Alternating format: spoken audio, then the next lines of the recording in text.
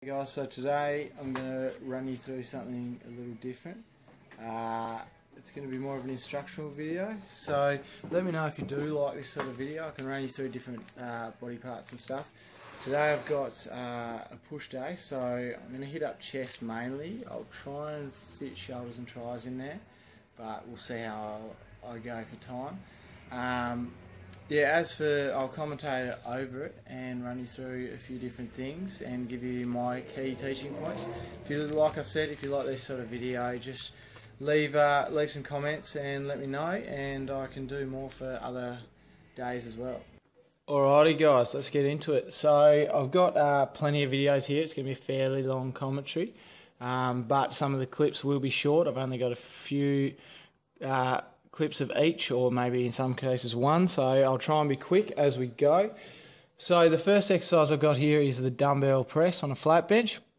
As you can see, my two probably key things here, I think the first one is something that you need to keep in mind with anything, especially with chest, because your shoulders can kind of come into play a little bit too much sometimes, depending on your muscle connection. So focusing on that muscle connection, if you're really thinking about the muscle at the time, you'd be surprised how much of a difference it makes. If you're really squeezing and trying to use your chest and thinking about using your chest, it will make a difference. So give that a go.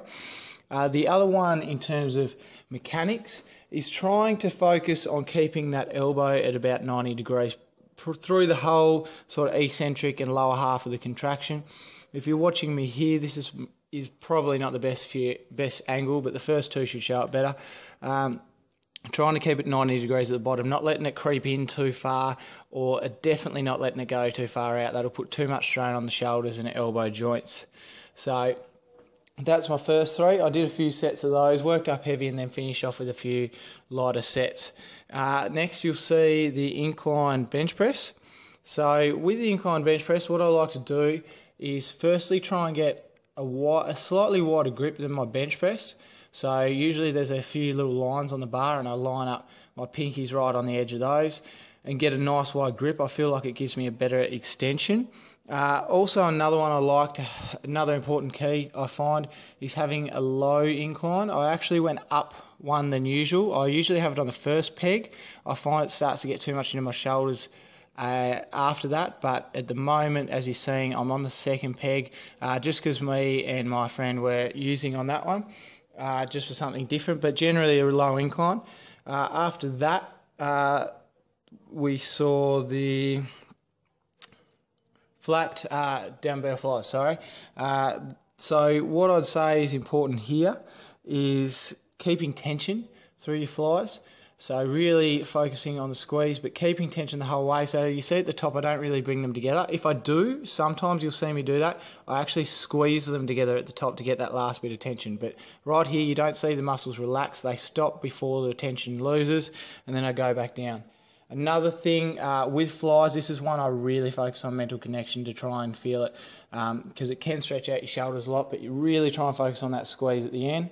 And lastly, my last key point is controlling on the way down. You don't want to lose that and just go too far. So control that eccentric contraction and let it go down slowly.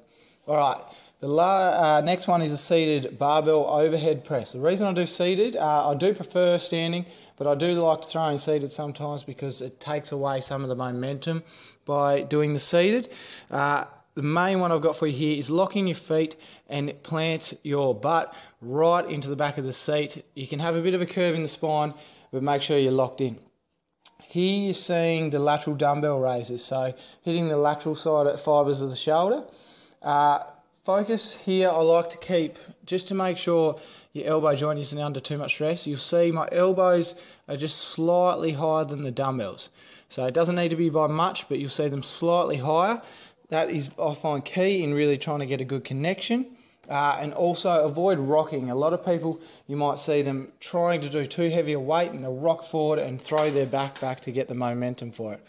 So next, and I believe my last exercise for the push day was a rope extension. I did a fair few of these because it was my only tricep exercise. But one key on pretty much any tricep exercise is really fully locking out. So extending right down and locking out right at the end, getting a full extension, a full contraction. So when you're coming up, you're going past 90 degrees, forearms should touch the bicep, and then lock out at the bottom. And lastly on that one is pulling apart with the rope, really ripping it apart at the bottom to get that full contraction.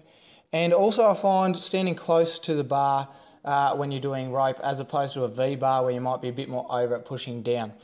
So if you did like this sort of instructional sort of video, guys, please give it a like, subscribe, and of course leave a comment. Let me know what you liked.